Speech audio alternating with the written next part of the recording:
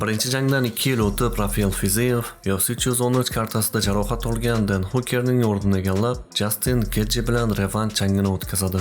Tashkilot vakillari ushbu jangni rasman e'lon qilishdi. U turnirning ikkinchi muhim voqeasi sifatidagi maqomini saqlab qoldi. Biroq jang 5 raunddan 3 raundga o'zgartirildi.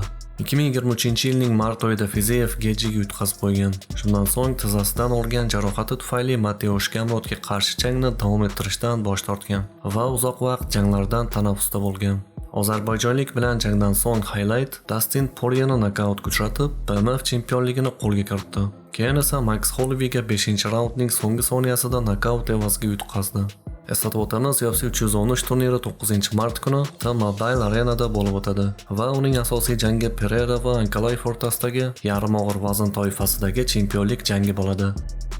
Barchaga salom, sizlar bilan har kungilik tezkor sport yangiliklari bilan Tahlil MMA kanali. Demak, yangiliklarimizni boshladik.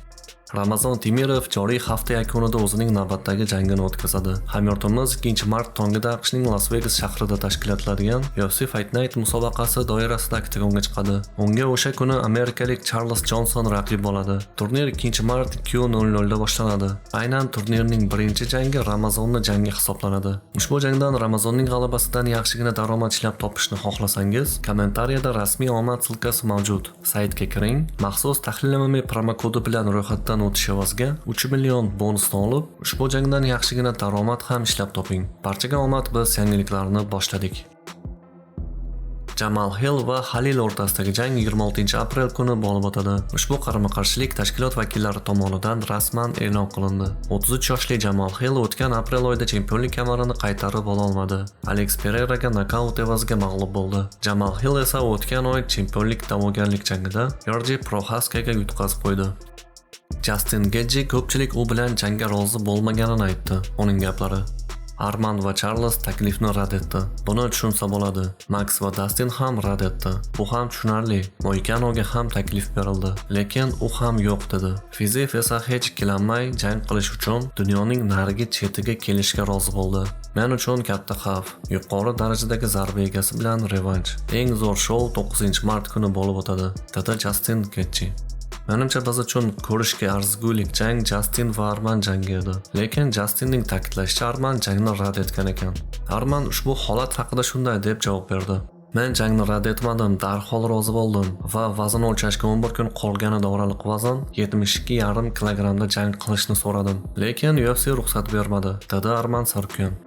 Gaethje uchun mutlaqo befoyda jang. Agar u yutqazsa, menimcha chempionlikda qatnashish imkoniyatidan mahrum bo'ladi. Agar u g'alabaga erishsa, hech narsani isbotlamaydi. Bu Gaethje uchun achinarli holat. Fiziyev bilan jangdan ko'ra Sarkyan bilan bo'lgan jang tomosha qilish uchun ancha qiziq jang bo'lardi. Siz ham ushbu jang haqidagi fikrlaringizni kommentariyaga yozib qo'ying. Jack Della Maddalenaga qarshi jangda Belal Muhammad raqibini past baholamoqchi emas, balki unga saviya farqini ko'rsatishni rejalashtirmoqda. Belalning gaplari: Belal Muhammad qariyb 10 yil davomida mag'lubiyatga uchramagan bo'lsa-da, Jack Della Maddalena yarim o'rta vazn toifasida amaldagi UFC chempioni bo'lishi mumkinligi ishonchi komil. Uning gaplari: Men uni shunchaki o'ynatmoqchiman. Men buni yakunlay olishimga shubha qilmayman. Chempionlik hukmronligimni erta g'alaba bilan boshlashim eng muhimi bo'lardi. Men aniqroq aytaman, men uni nokaut kuchi va jangovar ruhida ortda qoldirmoqchiman. Bu juda katta imkoniyat va menda barcha mahoratimni oshirish uchun 10 hafta bor. Men bu jangni intiqlik bilan kutyapman, dedi Jack Della Maddalena. Belal va Jack Della o'rtasidagi yarim o'rta vazn toifasidagi chempionlik jangi 10-may kuni UFC 315 turnirida bo'lib o'tadi. Holat va jang haqida mening shaxsiy fikrim. Rekordning statistik ma'lumotlariga qaraganda, 18 ta jangda u faqat 3 ta jangda qaror bilan, qolganlarida esa erta qaror bilan g'alaba qozongan. Lekin menimcha Belal g'alaba qozonadi deb o'ylayman. Tajribasi ko'proq va kurashda yaxshiroq, balki shuning uchundir.